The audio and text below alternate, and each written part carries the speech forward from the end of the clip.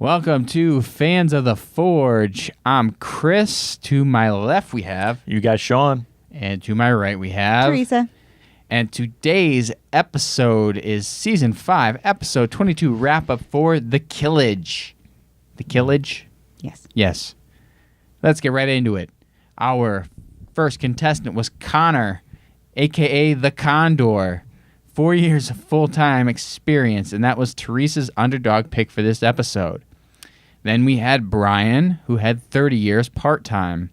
He was all of our main picks. Like, we're going with the experience here, I guess. Then we had Curtis, who was a 5-year full-time bladesmith, and he was training under another Forge and Fire contestant as well, a Forge and Fire champion, I believe. He was, yes. 2-time contender on the show, from what I remember them saying. That was my underdog pick. And then we had Mark, who had 8 years of part-time experience, and he was Sean's underdog pick. Yes. So, round one.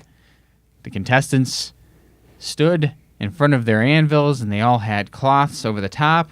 Will Willis said, pull back those cloths, and there were a 3-inch diameter giant ball bearing made of 52-100 high carbon steel. What a beast.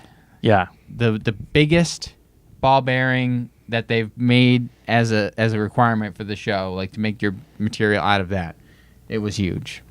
And Doug at one point made a little joke, did his best Italian impression and said, "That's a big ball bearing." Yeah.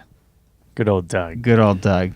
This one also, during the introduction of the judges, had a shot of Doug, just like deer in the headlights. And I posted a picture of that to our Instagram. One of our most liked photos that we've ever posted. It's like 60-something likes right now. Yeah. Oh. I was like, There's also no context. There's no context at all with it. It was just Doug just making a face. Exactly. So Dave had a cool little mustache twirl the in twirl, there too. that was nice. The Changing twirl. it up. So, they did not give any specific specs on what length the blades needed to be. We kind of understand at this point that if it probably isn't playing an issue, if it's not causing an issue down the line, probably they won't say much about it, especially if they want to highlight the fact that they just have to work with this giant ball bearing. So, there was a pic shown during the design time frame that somebody had sketched, I'm assuming, that showed 10 to 12 inches, and probably not to exceed 22 inches, which is a general spec for the show's first round. An interesting thing that we noticed for this one was there were 3 random tangents before the 10-minute mark of the episode had passed, including when Connor was testing out just to see how hot his blade was. He was spritzing water on, and it looked like a little bit of almost like Anointing. Blessing. A blessing. And Jay Nielsen did a little bit of Latin in the Spirito Santo as he was doing that. And there was a lot of tangents. Like they seem to be, as they move forward, really welcoming and accepting the tangents and the funny little side things to kind of liven up the episode a little bit more, especially when you had these guys in the shop, as we'll get to later. But it wasn't as much of a stressful environment, it seemed, than it has been for other episodes. But anyway, let's move on to the actual competition. Brian, during his forging time, made some pretty distinct finger wells, and he had a warp after the quench. Connor did an edge quench, and it only looked to have heated about a quarter of the blade total. Quarter inch of the blade. Quite different than a quarter of the blade. I'm going to say that all over again. Connor did an edge quench and looked to have only heated about a quarter inch of the blade. So maybe not ideal, but... And it didn't look like it was that hot either when he quenched it. Right. It was on the fence, so it's hard to tell. Mark Mark had some issues. It took a while just to get his billet made. He dropped it on the floor. He dropped the blade into the quench tank at one point. Had to go deep diving to get it out. And then Curtis, he was making good progress. Yeah. He was looking great. He did a great job. So when it came to judging, for Connor, they recommended that he redo his heat treat in the round 2 if he made it through because they were not confident that his blade was properly hardened. For Brian, he had a very long handle, and he also had a warp and twist in his blade, but it was something that probably could be fairly easily fixed. Curtis got an incredible compliment. It was Doug saying, "This looks like a Jason Knight knife."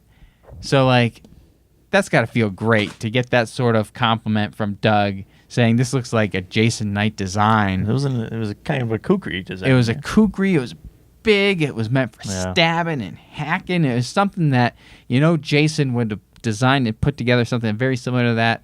The only issue that he had with that blade was the handle was a little too big. And then Mark's was just not great. It was a mess. It was unfinished. It was so heavy. There was noticeable stress fractures from probably not having the material hot enough when he was forming his billet. Right. They showed that numerous times. You take it out, bring it to the press, but it wasn't as hot as it needed to be for that. The main key thing that they were always saying to look for these when you were using those ball bearings is that this thing has to be glowing hot, like way hotter than a normal piece of material might normally be because they're so thick to get to the core and have everything be the right temperature to be able to form properly. It needs to be super hot, and Mark just never really got there with his, and so he got stress fractures. All of this stuff just piled up, and he ended up getting the boot. He got the boot. So that means Sean's underdog was out in the first round. He's gone. So, round 2? All right, round 2. They are told that they are only allowed to use natural materials for their handles, which include wood, antler, and bone, and they can use brass and stainless steel for their guard and pins.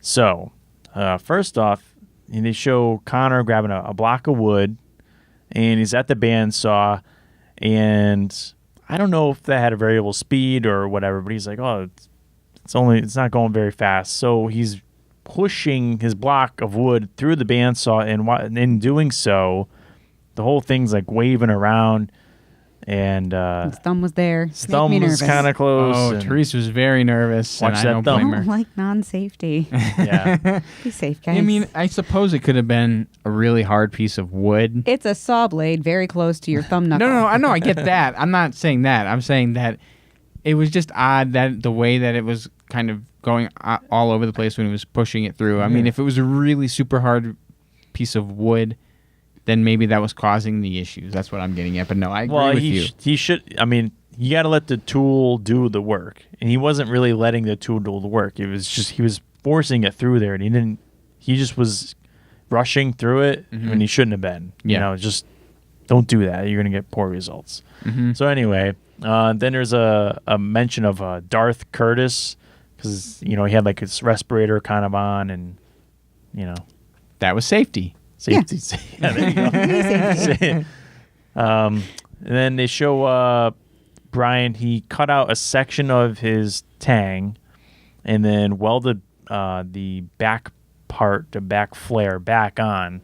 So he shortened it up to kind of fit the hand better. And then Connor, they show him, and he says he chose not to reharden his blade. And the judges say, all I had to do was take the rose tip torch, heat it up just on the edge, quench it, that's it. But he decided to leave it as it was, and I guess he didn't want to chance it. Yeah. And then at the 2-hour mark, Will says, well, it's time to turn up the heat. And so he says, we're going to shave an hour off, so you only have 1 hour left instead of 2. Yikes. Which I mean... It was too boring. Apparently. It was too boring. Just not enough interesting drama happening. Yeah, it was too quiet and calm in the Ford, so... People weren't panicked. Yeah. So then Connor panics. It's interesting. I mean, but so I did notice on Facebook, actually, friend of the show, Derek Melton, commented saying that when you sign the agreement to do the episode, part of the rules section says that they are allowed to change the rules at any time during the recording without notification. So they can just change it and then tell you on the spot. Oh. And you've agreed to that. So there's nothing that, like, some people were really upset that they chopped that extra hour off. Yeah. But the contestants agreed to it, and they all just went with it. Well, and Brian says it's not forged in leisure, so he's like, all right, whatever. He doesn't change his, he doesn't like change gears. He just says, I'm just gonna stay the course. I'm gonna follow my normal routine and process, and keeps his plan going. Connor does panic a little bit, but they show Curtis. He knows what to do. He got his handle materials together. He had the epoxy on there, but he wasn't going to wait around for that thing to cure. So while it's all, it's curing, it's all clamped together, he brings it over to the sander and he starts sharpening his blade and taking care of that. And the judges actually commended him for that, saying that was a good idea. Pretty good. Might as well keep working right. while it's curing. So we move on to judging, and the strength test is an antler chop. And there was going to be 7 times whacking into this antler, and it seems that Jay Nielsen gets more and more into it every time he does some sort of destructive test. Every episode. His face lights up. He kind of rubs it in their faces, too. He's like, I'm going to do some damage to this He blade. said it's going to be horrifying, and I'm going to love it. It's like, dude, like, come on, man. I just spent the day making this blade, and I know it's your job to kind of beat it, but, You don't have to like it so much. yeah. So anyway, Connor, he had, 4 inches of chipping, and his handle was digging into Nielsen's hand. Kind of the curve, the butt end had like a burr on it, and was digging into his pinky. So, some points off for that, but, he still kind of made it through the test. Brian had some chipping and some wrinkling on the blade edge, but overall good. Curtis, 3 hacks, and a major chunk of the blade is gone and stayed in the antler. Like, it was embedded in the antler. Yeah. When we were watching that and it happened, Chris and I are like, wow, that was a really nice cut because you could see where it cut. Oh, no, wait, that's a chunk of the blade. Yeah. Still in the antler. And so Jay says there's 4 more.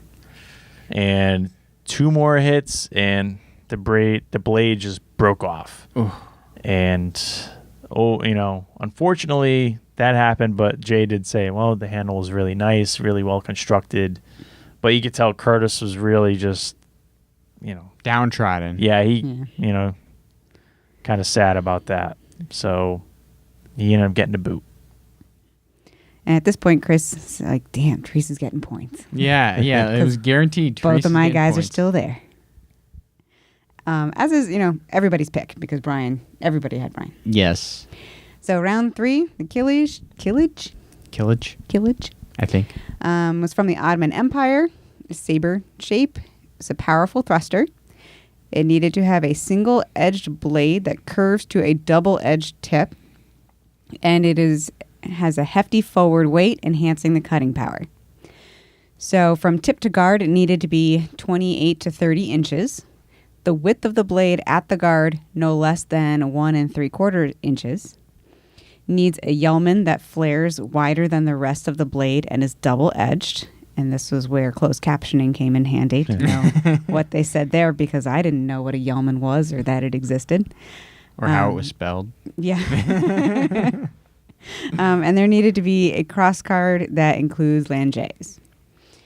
All right, so when they go to their home forges, Connor's day 1 was spent forging the blade and dealing with twists and warps that appeared as he was forging.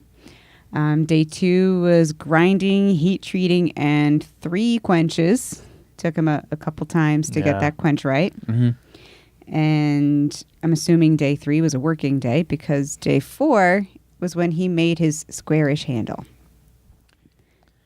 His lingerie, or he called them langets. Langets. I don't know. It was out or beefed out enough where he couldn't shape that front part of the handle down, Right. Because Make then more it's just a rounds. lingerie. Like that's Yeah. just it. So he kind of had to leave it that way, and there's nothing much he could do about it. Yeah. And I think some of the issues he probably had with forging the blade possibly had to do with the forge he had was it's a regular size 3-burner forge, it looked like, but it was small for what he was making. So he had to like heat treat certain parts of it, and like he was going back and forth in there to try to get it evenly heated. Mm-hmm. And so that had to have played a part in why he was having issues with the quenches and stuff. Is my guess if you had to look at what could cause that issue that he had to keep doing it. But anyway, continue. So then at Brian's home forge, he spent his first day blocking out and shaping, but I think it was snowing there. He had Yes. like a lot kind of going on, and he wasn't happy with the way the steel was moving. So midway through, about I think 7 hours in, he said, he decided to switch to a different blade or different metal. That came in the next day, and I'm curious how that works. Yes. Yeah. How does this work? Because we've heard you can't just Buy stuff. I thought- you can't buy stuff. He's like, oh, here it is. The shipment came in. Like, what are you talking about? So was that like a producer level thing where they're like, okay, you've got to deal with snow, and this guy doesn't really, so to I try don't to know. keep All it right. even, so, we'll let you get the other so steel, something or- about he had his garage door wide open, so he's just letting the cold air in. I'm like, why would you do that? Like, you need to keep things hot. You know, you're heating up your steel, Maybe you're he bringing it needed the out, you're space. trying to forge it out. Or ventilation, maybe? I don't think you need to have the door wide open for Yeah, ventilation. probably not wide open. Maybe a foot if you want to do that. But so, and then the other thought I had was, well, maybe he already had this stuff on order. You know, That maybe could he be. already had Anyway. an order of steel coming in. It's possible. Maybe he's like, oh shit, I'm going to be in the finals. I better get some stuff on order. So he could have made a call to Well, his either steel guy. That Okay. or that's just a normal thing. That's You know, he already had stuff on order like before he went true. on. It So could be. I don't know, but it was like a what? Yeah. Especially because we've been doing this a little while now, and we started to come to terms with what some of the rules are and the processes, and this just seemed to blatantly smack that in the face. Yeah. So So he had his new steel, and it was working much better for him. On day 4, he made his handle, and then they went on for testing. So the kill test was through a side of beef. Connor's handle rotated a little bit as they were, swinging at it. Brian had all good comments. They both will kill, which is great. that was a crazy, awesome test, though. Yeah. Oh, That yeah. side of beef was huge. yeah. Jeez, it was No half of a kidding. cow just hanging there. It was Yeah. massive. And then the strength test, Jaminator came out to smash and bash the barrel, where Connor's torqued to one side. The handle is a bit too long and tapered, so again, handle issue. And Brian, got a major twist in the blade, which then when they went to do their sharpness test and they had to cut through a rug, Connor had clean cuts. Whatever little bend he had wasn't really a problem. Again, handle issues. But Brian's, though it was sharp, and when it did catch the carpet the right way, it sliced great because it had that bend. On one of the swipes, it didn't cut the carpet because that's where it hit. And that was the reason that he got knocked out. And Connor wins. Bullshit. It was such bullshit. Ridiculous. Connor had handle issues noted by every single judge that touched it. And I'm saying, okay, they're pretty evenly matched. I get that, Brian's took a little bit more of a bend, what have you, and for that rug cut, he missed one cut, basically. But otherwise, it was very sharp, as noted by every judge, basically. And I just said, "Oh, cool, Brian's gonna win," and then he didn't. And so I don't know what to make of that. We got screwed. I got points. Yeah. Yeah. So that was the episode. Now we move into the least important part of these episodes. You're just cranky because you're losing. Our point tally for the season. Teresa is still in the lead, much farther in the lead now because she just got a underdog pick in there. You're so mad. Wow. She's at 23 points. I have 17 points. Sean has 13 points. Yeah, I'm just 10 behind you. Woo. T. That's it. That's 5 Yeah. with underdogs. maybe 2 episodes left. Hey, don't worry about Golf it. score, Sean. Don't worry about it. You got it in golf scores. Ah, there you go. There you Yeah. go. So that was the episode. Overall, good episode. Not great on the ending, in my opinion. Sean's opinion, too, I'm sure. We were not happy with those results. But let's leave it at that. Thank you for watching the video. Thank you for following us either on YouTube or Instagram or Facebook or wherever you follow us. And if you don't follow us, hit that subscribe button. Yeah. Hit that follow button. Leave a comment. Let Leave us a know what you comment. think. We love to reply back to comments for now until more people start to comment. But Whatever. anyway, thank you for watching. And We'll see you next time. yeah.